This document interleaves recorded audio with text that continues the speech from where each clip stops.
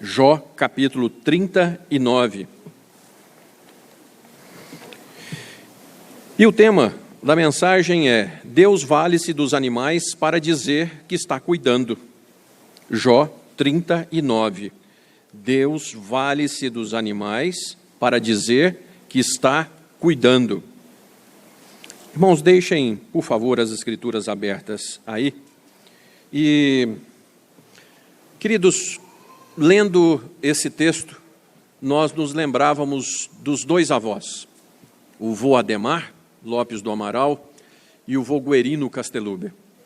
Os dois faziam de tudo, mas o Guerino, ele tinha aquele tom artístico nos botes que ele fazia, nas facas, nos móveis, em tudo que ele fazia. Ele tinha aquele tom de arte.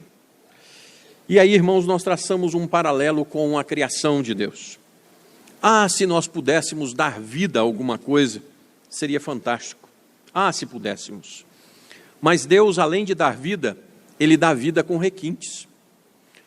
Nós não recebemos, como cristãos, uma vida, um negócio aí para ser vivido. Não. O Senhor Jesus nos prometeu vida e vida com abundância. Lá na escola, nós aprendemos biologia, a vida, o sopro. Mas em João 10:10, não é bios, é zoe. É uma vida com qualidade, com enchimento, com sentido. Nós não temos o fôlego de vida apenas dos animais. Nós, como servos de Deus, nós temos algo mais. Então, o grande arquiteto, ele é aquele que tem um zelo, algo tão sensacional, que nem gêmeos univitelinos são iguais. Nem os gêmeos. O Senhor de toda a criação fez tudo e todos com particularidades. Você já pensou no trabalho que isso deu? Mas, irmãos, para Deus não foi grande trabalho assim. Foi apenas dizer: haja. E pelo conselho soberano da sua vontade, ouve. Nessa porção das Escrituras, Deus continua enquadrando Jó. Jó falou demais, mas é só Jó que tem esse problema. Ninguém aqui tem esse problema de conversar demais, né? Então Deus chama Jó e dá-lhe uma enquadrada, sabe? E Deus continua enquadrando Jó, mas agora mostrando-lhe, sobre forma dialética retórica, que foi ele quem fez os animais. E todos os animais com algo singular, maravilhoso. Deus está dizendo isso para que Jó se reconhecesse, ou reconhecesse o seu lugar, e apreciasse se tinha algo particular nos animais, não teria algo particular para a sua vida como servo fiel de Deus? Será que você precisa hoje, meu irmão querido, minha irmã querida, parar e olhar para a criação à sua volta, a fim de contemplar o tamanho, a perfeição, a justiça de Deus, que Ele tem chamado com um propósito? Que às vezes a gente fica sozinho no meio da multidão. Mas a minha vida é sem sentido. Porque... Mas o Senhor vai dizer para Jó que todos os animais têm uma particularidade e um fim. Então, será que para você seria diferente disso? Se você chegou até aqui, se você está na casa dele, então, que você tenha os olhos iluminados, que você veja e contemple. Deus pergunta a Jó se reconhece que foi ele quem deu aos animais selvagens a robusteza e a tenacidade. Por favor, acompanhe a leitura dos versos de 1 até o 12. Os versos de 1 até 12 dizem assim: Sabes tu o tempo em que as cabras monteses têm os seus filhos, ou cuidar-se das corças quando dão as suas crias? Podes contar os meses que cumprem, ou sabes o tempo do seu parto? Elas encurvam-se para terem seus filhos e lançam de si as dores. Seus filhos se tornam robustos, crescem no campo aberto, saem e nunca mais tornam para elas. Quem despediu livre o jumento selvagem e quem soltou as prisões ao asno veloz, ao qual dei o ermo por casa e a terra salgada por moradas? Ri-se do tumulto da cidade, não ouve os muitos gritos do arreio. Os montes são o seu lugar, do lugar do seu pasto e anda à procura de tudo o que está verde. Acaso quer o boi selvagem servir-te? Ou passará ele a noite junto da tua manjedoura? Porventura podes prendê-lo ao sulco com cordas? Ou guardará ele os vales após ti? Confiarás nele por ser grande a sua força? Ou deixará a seu cuidado o teu trabalho? Fiarás dele que te traga para casa o que semeaste e recolha na tua eira? Peço ao diácono de plantão que ligue, fazendo favor, as luzes aqui do fundo, que fica bem escuro aqui. Irmãos, Deus mostra ao patriarca Jó as cabras montesas e as corças, animais que não puderam ser domesticados, por serem desconfiados. São tão desconfiados que os bichinhos não puderam ser domesticados. Jó, por acaso, também está desconfiado nesse texto? Está desconfiado que Deus tem alguma coisa contra ele? Jó está desconfiado que não tem mais jeito? Jó está desconfiado? As dores te levam às dúvidas. Quando as coisas pioram lá na sua casa, você começa a ficar desconfiado e tem um trem errado. E será que Deus me ama mesmo? Pois é, né? E além de viver essas coisas indomesticadas, elas dão crias quando? No verso de número 2, elas dão crias quando Deus quer. É a mesma coisa que a meteorologia, né, irmãos? A meteorologia diz assim, hoje vai chover, hoje o mundo vai acabar. Aí você fica esperando, não cair uma gota. Aí eu queria ver o rosto do técnico, né? Porque, irmãos, nada contra fazermos planos, mas o finalzinho é, se Deus quiser, como orou o diácono, né? Vamos fazer planos, amanhã eu vou vender, amanhã eu vou viajar, amanhã eu vou fazer isso, se Deus quiser. E aí marca o dia para poder a mãe ganhar neném, né? Né, Fernanda? Marca o dia. Aí está todo mundo lá esperando, o menino adianta aí umas 3, 4 semanas. Ou ele resolve bater o pé e falar assim, eu vou ficar aqui dentro, está bom demais aqui, vou ficar mais uns 10, 15 dias. Então Deus chama Jó no particular e fala assim, Jó, você já sabe, né, Jó, que nasce quando eu quero, né, Jó? Tudo bem. Você pode explicar, Jó? Deus é que faz o instinto delas se curvarem para dar à luz. Deus é quem faz com que os seus filhotes cresçam no campo aberto. O que significa crescer no campo aberto? Verso 4. Seus filhos se tornam robustos, crescem no campo aberto e saem e nunca mais tornam atrás. Irmãos, o campo aberto significa que é a proteção de Deus quem protege as crias para que cheguem à idade adulta. E isso acontece com a sua casa, meu irmão. Nossas crias crescem para ir para campo aberto. Infelizmente, alguns têm sido criados para poder ficar em casa. Não é assim, não. Você cria para poder voar, né? Então, irmãos, Deus está dizendo, Jó, fui eu que fiz, que elas saibam, e sou eu que tomo conta delas para que cheguem à idade adulta. Jó, meu servo, sou eu que faço vingar. Foi eu que te trouxe até aqui em campo aberto, para que você chegasse até aqui. No verso número 5, o jumento selvagem, como é que ele é? Ele é veloz, mora no ermo e na terra salgada. A terra salgada é um lugar de pouquíssima vegetação, e o bicho mora lá, na terra salgada. Esse bicho gosta do sal, e ele aprendeu a escolher os terrenos que os homens evitam, porque ele também é indomesticável. É um bicho eremita. Nos versos 7 e 8, ele ri do tumulto da cidade, os montes são o seu pasto. E qual é o próximo bicho selvagem? Para a meninada que gosta de bicho, é o boi selvagem. Deus fez o boi selvagem. E Deus está explicando ao servo Jó que há bichos que Deus fez para que não servissem ao homem. E esse último bicho é o boi. Esse boi não trabalha para o homem nem ao arrasto. Não adianta. O que ele faz com as cordas? No verso número 10, ele as arrebenta. E fazer o trabalho de um boi normal? De jeito nenhum. Os versos 11 e 12. Deus está fazendo a Jó ver que Ele é quem faz criar, quem protege, quem faz ocorrer vida, onde para nós não pode haver vida. Ele, Deus, é quem pode transformar um grande objeto de força em algo inaproveitável. Gente, mas se o boi selvagem fosse domesticado, ele arrastava metade da cidade. Mas força fora de controle é um desastre, né, irmãos? Muito bem. E aí Deus continua perguntando, e ele pergunta a Jó se reconhece que foi ele quem deu ao animal burro o ser mais rápido que o homem e o seu cavalo. Vamos, versos de 13 até o 18. Vamos ler juntos, por favor, queridos? De 13 a 18.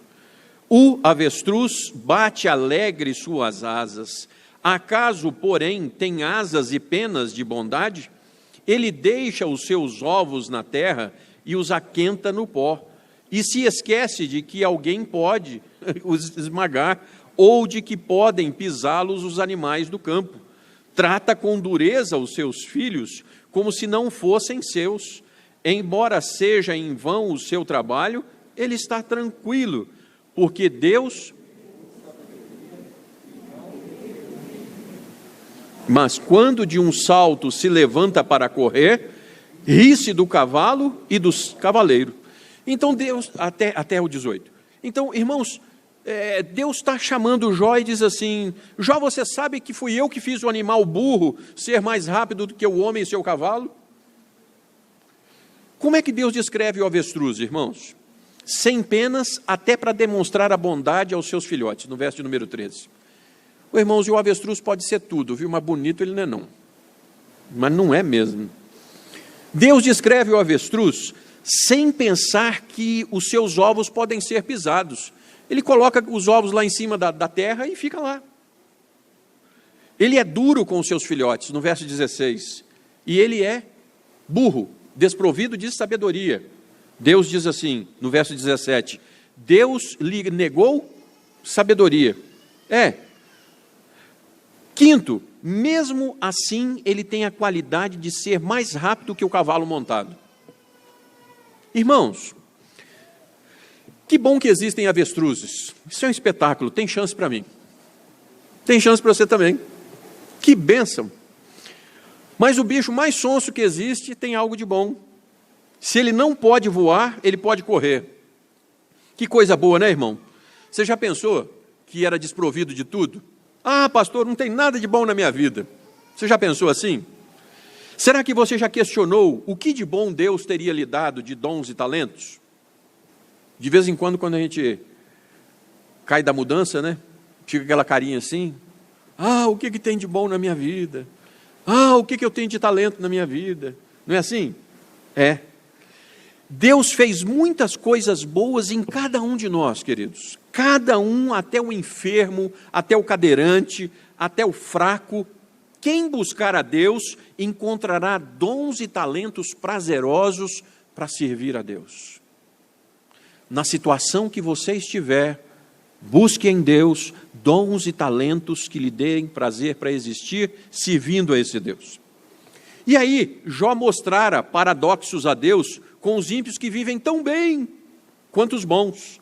Aí o Senhor agora denota paradoxos que fez porque quis assim e ponto, e pronto. Jó, fui eu que fiz o avestruz, viu, Jó? Dá uma olhada para ele, que coisa, Jó. Fui eu que fiz, Jó.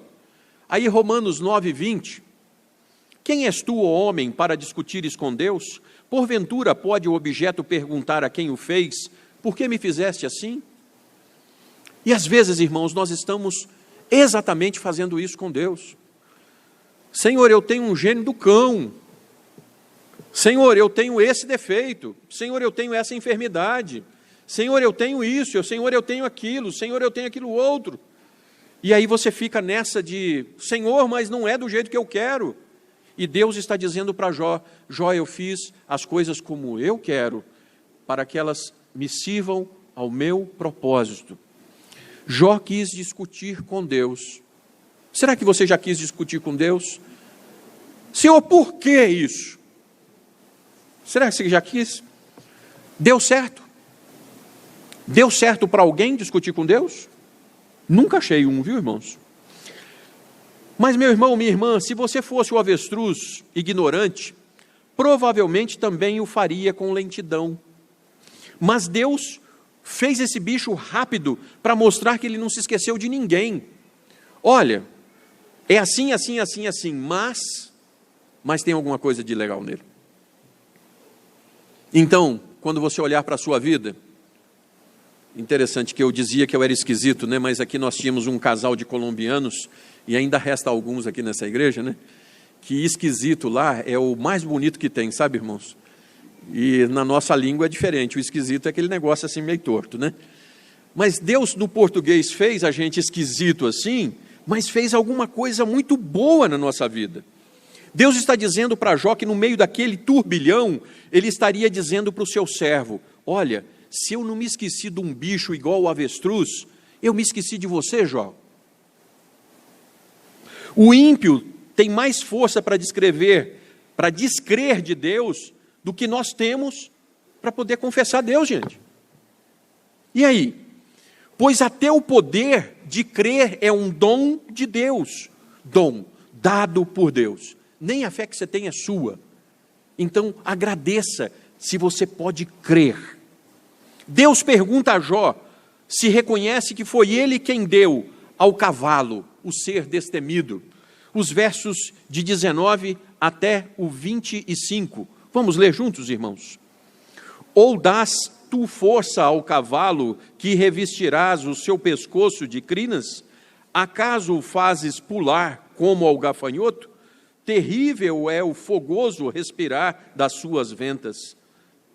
Carva no vale, folga na sua força.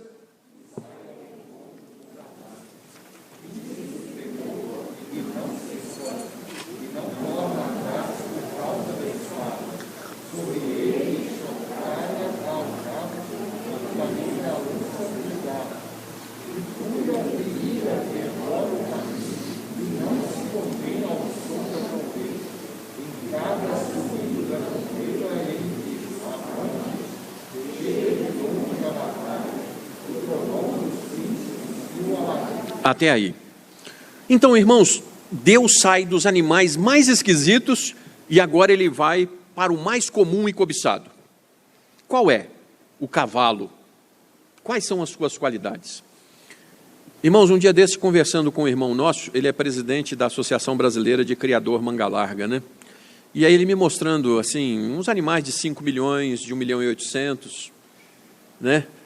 E até hoje o cavalo é um bichinho cobiçado. Fique aqui e acompanhe durante o dia, que você vai ver que tem um aras aqui atrás, e os cavalos ficam passando aqui, e a pessoa apaixonada por um cavalo, né? Quais são as qualidades do cavalo? Verso 19, força e beleza pelas crinas. Verso 20, ele é pulador, fogoso ao respirar. Verso 22, ele é corajoso. E a Bíblia de Genebra diz que o cavalo de guerra, por todas as suas qualidades, era tido como os mais fortes e inteligentes dos animais. Faz sentido, né? Deus está mostrando para Jó: Jó, eu fiz o animal mais burro que existe, o avestruz. E Jó, eu fiz o mais inteligente, o cavalo de guerra. Fiz sozinho, Jó. Fiz com suas qualidades e como quis fazer. Deus fez o cavalo com a força de quantos homens? Diz o texto, 10 homens. Deus fez o cavalo destemido. Deus fez. Deus faz fortes e corajosos. Deus faz tímidos e sensíveis. Deus faz gordos e magros. Deus faz todo tipo de bicho, esquisito ou não. Fez até você e eu, né, meu irmão? Deus fez até eu e você. E Deus pergunta então para Jó, se Jó reconhece que foi ele quem deu às aves de rapina a sua maestria. Vamos ler dos versos 26 até o 30? Leiamos. Ou é pela tua inteligência que voa o falcão, estendendo as asas para o sul? Ou é pelo teu mandado que se remonta a águia e faz alto o seu ninho? Habita no penhasco, onde faz a sua morada, sobe o cimo do penhasco em lugar seguro. Dali descobre a presa, seus olhos a avistam de longe, seus filhos chupam sangue, onde há mortos, ela aí está. Irmãos, isso, quando eu era criança, sempre me intrigava, né? A majestade das aves de rapina. O que você se lembra das aves de rapina? Elas voam muito alto, elas voam muito rápido, elas têm muita força, elas enxergam a quilômetros de distância. Imaginem onde Jó quereria enfiar a cara quando Deus fez a pergunta do verso de número 26. Jó, é pela tua inteligência, né, que voa o falcão estendendo as asas para o sul, Jó? Irmãos, vocês já viram um falcão voando? Ultimamente eles invadiram os centros urbanos. E lá de casa eu fico vendo falcão e gavião voando. O falcão é menor do que o gavião. E o falcão, ele usa a cauda, ela vai fazendo assim, e ele vai planando, e ele vai como por aquele leme, mas voando com uma perfeição, que é um negócio assim, fantástico, irmãos. Muito bem. A aerodinâmica das aves é o que mais me fascina. O Concorde deixou de voar, né, irmãos? 3 vezes a velocidade do som, e as aeronaves eram baseadas na aerodinâmica das aves. Até que o ser humano entendeu que maior confronto do que o ar é a água. E a melhor aerodinâmica que existe não é das aves, dos peixes. E aí as coisas começaram a ser bólidos. Por isso que os carros mudaram. Já não são as formas retas, mas arredondadas. Então, da onde é que o homem vai tirando essas coisas? Uma paródia à Lavoisier, né? Na natureza nada se cria, tudo se copia, justamente. Irmãos, e aí no verso de número 26, o que significa Deus perguntar assim, Jó, é você que faz com que o falcão estenda as asas para o sul, né, Jó? É que as aves no outono, irmãos, passavam pelo Oriente Médio, vindo da Europa para a África, para reproduzir e fugir do rigor da estação escassa. Como é que as aves sabem exatamente a hora de sair de um lugar e ir para outro? Quem é que dá o destino migratório para voar milhares de quilômetros, como os falcões, para os patos, para os gansos? Quem é que colocou neles uma bússola precisa? Eles são cirúrgicos, irmãos. Vocês sabiam que essas aves podem voltar ao lugar que elas nasceram? Como? Foi você que fez? Existe algo tremendo, não é? Na criação. E se Deus está guiando esses animais para sobreviverem, não estaria guiando os seus servos amados aos pastos verdejantes e às águas tranquilas? Jó, sou eu que estou ganhando o falcão, Jó, para poder voar milhares de quilômetros e sobreviver. Meu irmão, será que Deus não está guiando a sua vida? Pastor, mas eu não estou enxergando isso. E quem fez a sua devocional ontem no seu culto doméstico? Salmo 119, 71. Bom para mim, Senhor, foi ter passado pela aflição para que eu aprendesse os teus mandamentos. Então, às vezes, né, os pecadores, Senhor, está difícil demais, não estou entendendo nada. E o Senhor está nos treinando para que nós aprendamos os seus mandamentos. Irmãos queridos, agora a águia, no verso de número 27, Deus pergunta a Jó se foi ele quem mandou a águia fazer o seu ninho do penhasco seguro. Ô Jó, foi você que ensinou a águia? Jó, foi você que deu a velocidade da águia? Ela voa assim a cerca de 200 km por hora para poder pegar uma presa, irmãos, uma águia adulta. Ela pode levantar um urso de 350 quilos do chão e jogá-lo do penhasco. Jó, foi você que deu a força?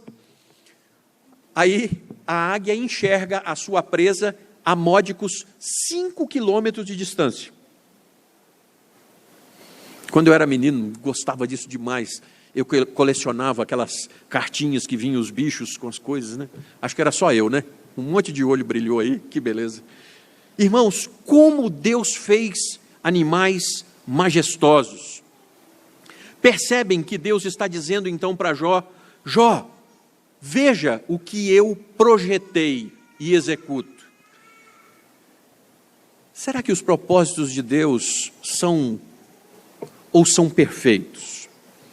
E aí de vez em quando, Senhor, me ajuda na minha falta de fé, porque nós estamos numa igreja reformada, nós dizemos assim, Deus tem propósito para as nossas vidas, propósitos eternos.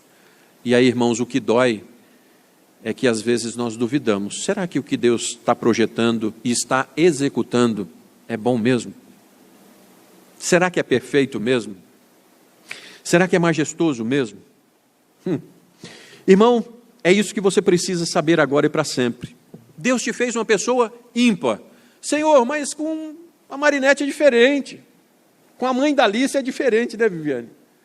Com a Fernanda é diferente. E vai ser diferente para todo mundo, irmãos. Deus não repete histórias. Deus tem algo particular para cada um de nós. E aí o que nos resta? 1 de Pedro 5, 6 e 7 diz assim: humilhai-vos, portanto, sob a poderosa mão de Deus, para que em tempo oportuno Ele vos exalte, lançando sobre Ele toda a vossa ansiedade, porque Ele tem cuidado de vós. Deus está conduzindo, meu irmão, Deus está conduzindo minha irmã de forma singular e com maestria para você vencer e passar pela aprovação. Só tem uma coisa: não desista, persevere. E aqui, irmãos, eu vou concluir, né? Deus pergunta a Jó se reconhece que foi ele quem fez todos os animais com as suas particularidades, para que Jó se coloque no seu lugar. Ainda bem que é só Jó que tem esse tipo de problema. Só Jó. J. Blanchard diz assim: Deus está no controle de todos os átomos do seu universo, e mesmo as coisas que parecem estar em contradição direta com o seu amor, um dia serão vistas como confirmação dinâmica do seu poder. Pare para analisar a majestade da criação que te cerca. Sinta-se pequenino pelo requinte do acabamento que o grande arquiteto deu nisso tudo. E só Jó deveria refletir no poder do cavalo, mas ainda deveria pensar no poder de quem fez o cavalo, né? Só Jó. Deus pode lhe dar poder e inteligência, sim, mas Ele não deu nada para você, será? Nada mesmo? Você é um servo, contemple a criação, vá adorar a Deus, o soberano Criador, dizendo a Ele assim: Senhor, me permita encaixar naquilo que o Senhor me fez de forma singular. Tem um monte de gente que vive com problema existencial.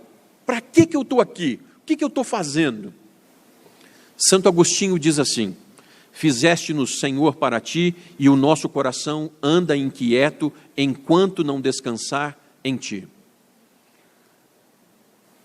Por favor, ore no silêncio do seu coração: Senhor, me ajude a encaixar em ti, a trabalhar naquilo que o Senhor tem para a minha vida.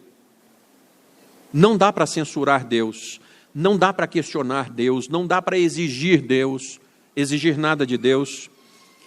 Irmão, não tente questionar e murmurar. Você tende a desconfiar do que está se passando quando as coisas estão difíceis. Mas você é um crente? Ah, sou o pastor. Você é um crente? Sou o pastor. Então, diga assim: Senhor, eu quero descansar em ti. Eu quero ser crente de verdade. Por Romanos 8, 28. Sabemos, pois, que todas as coisas daqueles que foram... Tem estado difícil para todo mundo. Tem estado difícil para todo mundo, irmãos. Nas últimas semanas eu tenho pedido a Deus: Senhor, permita respirar um pouquinho. A água está batendo tanto no nariz que eu tenho pedido: Senhor, me dá chance de respirar um pouquinho. Mas, irmãos, Deus está no controle. Foi-me bom passar pela aflição para que eu aprendesse os teus mandamentos. Me ajuda, Senhor, a ser crente e a descansar que todas as coisas cooperam para o bem daqueles que amam ao Senhor, porque eles foram chamados, porque fomos chamados segundo esse propósito.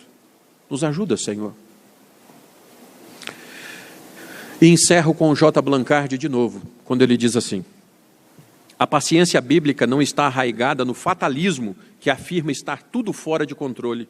Está arraigada na fé, que afirma estar tudo sob o controle de Deus. E muitas vezes, esperar uma resposta faz parte da resposta. Essa eu vou ler de novo, porque essa é a mais doída que tem.